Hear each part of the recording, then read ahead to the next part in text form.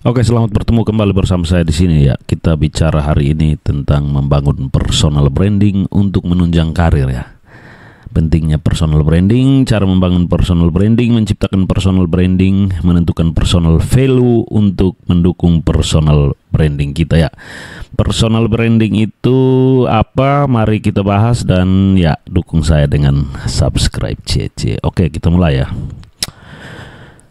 Apa itu personal branding ya? Usaha yang kita lakukan secara sadar dan disengaja untuk menciptakan dan memengaruhi persepsi publik tentang diri kita dengan memosisikan diri kita sebagai orang yang kredibel di bidangnya sesuai dengan nilai diri kita. Jadi ya mau dibilang gimmick bukan, tetapi itu ada upaya yang kita lakukan secara sadar untuk menciptakan jati diri kita, sehingga ketika orang bisa melihat kita, mengenal kita, oh Pak Del ini adalah orangnya humoris, orangnya tukang tipu, orangnya ya bukan tukang tipu, bercanda, orangnya pemain musik, orangnya itu guru yang begini-begini. Jadi ada semacam citra yang kita bangun, citra diri yang kita bangun, dan itu harus berdasarkan nilai ya. Ada nilai, setiap orang itu memiliki nilai keunikan tersendiri ya. Kalau dalam hal agama ya, orang bilang ada kepingan kesempurnaan yang kita miliki. Nah, kita proses untuk menciptakan itu sehingga orang bisa mengenal kita. Itu istilahnya personal branding ya. Personal branding yang tepat akan membawa kita pada peningkatan skill ya. Skill kita akan bertambah. Jadi kalau saya ingin menjadi seorang guru, membangun personal branding guru yang menjadi content creator, maka ya secara tidak langsung saya akan berusaha untuk belajar meningkatkan skill dalam pembuatan konten. Kemudian meningkatkan kepercayaan diri ya. Semakin kita ciptakan personal branding, kita akan percaya diri. Karena ketika bicara soal content creator misalnya, seseorang itu akan yakin bahwa dia ahli dalam bidang itu karena dia belajar. Kemudian pekerjaan yang kita inginkan ya, kalau mau jadi guru yang baik tentu kita harus ciptakan. Kemudian ada peningkatan penjualan dan karya, ini dalam hal bisnis ya, personal branding. Kemudian kesempatan berkolaborasi, menjadi narasumber, peningkatan kualitas hidup dan lain-lain ya. Jadi kalau misalnya kita ini tipe pembelajar, kita akan bisa belajar sampai pada akhirnya orang menggunakan kita, jasa kita menjadi narasumber ya. Nah, peningkatan penjualan dan karir ini biasanya kalau dalam media sosial ya, atau kalau kita mau ciptakan personal branding sebagai seorang public speaking, maka kita akan bisa dipakai untuk menjadi MC di mana-mana. Intinya personal branding kita harus timbul. Misalnya kita menjadi pembicara yang inspiratif, bisa memotivasi banyak orang. Itu sangat penting karena kita punya nilai jual ya dalam tanda petik. Oke. Tahapan personal branding. Nah, ini yang kita lihat.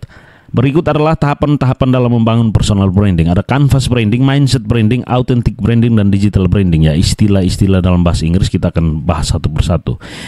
Yang pertama, canvas branding ya. Saat membangun personal branding perlu membuat coretan-coretan detail tentang arah dan tujuan brand image yang ingin dibangun ya. Misalnya, siapakah diri kita, value apa yang bisa kita berikan, mengapa kita dianggap kredibel di bidang tersebut, apa keunikan diri yang bisa membuat kita menonjol. Ya, siapakah diri kita? Kalau saya seorang guru, maka saya harus sadar mengenali diri sendiri. Kemudian ada nilai apa yang bisa kita berikan dari diri kita sebagai seorang guru. Sebagai seorang guru yang bisa main musik, sebagai seorang guru yang bisa berbicara, sebagai seorang guru yang punya channel YouTube. Ya, itu kita sadar itu. Kemudian kita harus sadar kira-kira apa yang bisa saya bagikan. Nilai, value itu nilai ya, istilah bahasa Inggris, nilai. Bukan skor ya, nilai. Mengapa kita dianggap kredibel di bidang tersebut? Jadi kita mempertanyakan itu. Bila perlu kita buat dalam bentuk tulisan, catatan. Kenapa saya dianggap bisa sebagai guru yang berbicara, atau saya sebagai guru yang jago IT? Kita harus mempertanyakan. Kemudian apa keunikan diri yang bisa membuat kita menonjol? Nah, ini harus sadar bahwa kita punya keunikan. Setiap hal yang ada di dunia ini sebenarnya tidak ada yang baru. Semuanya hanya pengulangan, kita amati, tiru, dan modifikasi sesuai dengan gaya kita. Jadi kalau teman-teman mau terjun ke media sosial pun demikian. Ciptakan gaya Anda sendiri.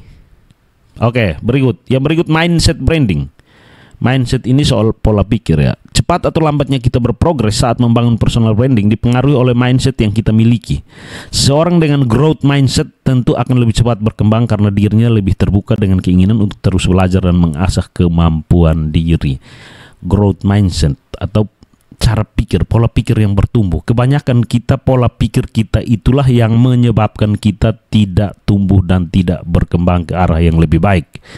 Nah, dalam hal pola pikir atau mindset ini, kita perlu memperbaiki bahasa yang kita gunakan sehari-hari. Bahasa sangat mempengaruhi pola pikir kita. Kalau setiap hari percakapan kita, pola pikir kita menggunakan bahasa yang receh-receh, kita tidak akan bisa berpikir secara kritis, secara berkembang. Kita hanya seputaran hal-hal yang receh dan sebagainya. Maka di sini kita perlu yang namanya membaca ya, literasi, perbaiki bahasa. Karena ketika kita berpikir pun, kalau kita berpikir dengan bahasa yang logis, maka akan membawa kita pada perkembangan yang lebih baik. Jadi, mari kita lihat setiap hal sebagai peluang. Jangan lihat pintu yang tertutup, lihatlah setiap peluang. Berpikirlah maju. Ya, mindset branding. Kemudian authentic branding. Pada personal branding ada kata personal yang maksudnya adalah diri kita sendiri. Oleh karena itu saat membangun personal branding, tetaplah berpegang pada keaslian diri dengan menunjukkan value terbaik yang ada dalam diri kita. Jadi pastikan brand image yang dibangun sesuai dengan diri sendiri. Ya, jangan sampai karena kita mau tampil di media sosial maka kita menampilkan kepalsuan, bukan menjadi diri kita sendiri. Jadi gimmick itu dibuat-buat, itu akan kentara, orang langsung melihat. Jadi berusaha untuk tampil seasli mungkin, authentic branding. Buat diri kita menarik, jangan sampai kita ikut-ikutan orang lain sehingga ya pada akhirnya kita hidup dalam kepalsuan. Oke, tunjukkan keaslian diri kita sendiri. Kemudian digital branding. Nah, setelah 3 tahapan tadi sudah matang dan mantap, langkah selanjutnya adalah menyempurnakan proses agar eksistensi kita semakin luas mulai digital branding atau branding di media sosial. Caranya ya, ini tentang digital branding ya. Ketika Anda memilih terjun ke media sosial, harus fokus pada satu topik. Ya, kalau channel saya ini yang satunya tentang channel Mata Timur, saya baru sadar ketika memasuki 100.000 subscriber bahwa kita harus fokus. Karena itu 10 tahun baru saya dapat 100.000 subscriber. Karena apa? Ya itu tadi, branding di media sosial itu tidak kuat. Kadang saya buat lagu, kadang saya menyanyi, kadang saya posting lagunya orang, kadang saya buat tentang pendidikan, kadang saya buat tentang politik, dan pada akhirnya itu berjalan lambat sehingga tidak sampai ya begitu mendatangkan penghasilan yang wow. Padahal kalau kita fokus pada satu topik, saya pikir 10 tahun itu bisa ya. Tapi itulah masa lalu. Sekarang kita harus mulai dengan cara sebagai berikut. Audit media sosial. Tentukan dan maksimalkan media sosial media yang paling cocok untuk memulai digital branding. Tidak perlu menggunakan semua media sosial, cukup yang paling cocok untuk image yang kamu bangun saja. Sekarang ada TikTok, ada Facebook, ada YouTube, ada Instagram, ada apa lagi.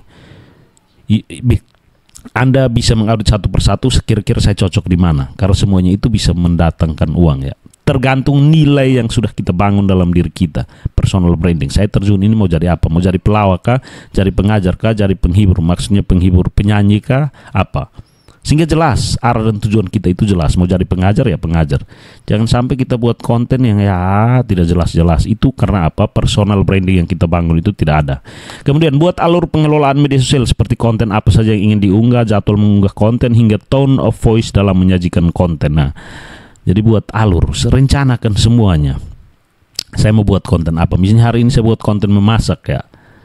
Berarti saya unggah setiap sore-sore, karena setiap sore itu orang baru pulang kantor, dia akan menonton. Nah, kalau upload di tengah malam, siapa juga yang begadang untuk nonton. Jadwal mengunggah konten. Tone voice ini maksudnya suara kita ya. Suara setiap orang itu unik. Seperti suara saya, kita harus yakin pada diri kita sendiri. Apapun itu, logat mau dialek kita, sejelek apapun, kita berusaha untuk menampilkan sesuatu yang asli. Intinya bisa dipahami oleh orang. Jadi tone of voice itu nada suara kita ketika kita berbicara di media sosial ya. Kemudian tentukan USP. USP itu unique selling proposition atau unique selling point. Cari keunikan yang bisa disajikan di media sosial berdasarkan nilai jual dan kemampuan yang kita miliki. Jadi kalau kita ini adalah banyak bicara, mungkin kita pada tujuan akhirnya adalah kita menjual sesuatu yang berkaitan dengan suara. Misalnya kita jual mic, kita jual sound card. Kalau terkait dengan kecantikan mungkin kita bisa jual ya skincare dan sebagainya, tentang perhiasan dan sebagainya.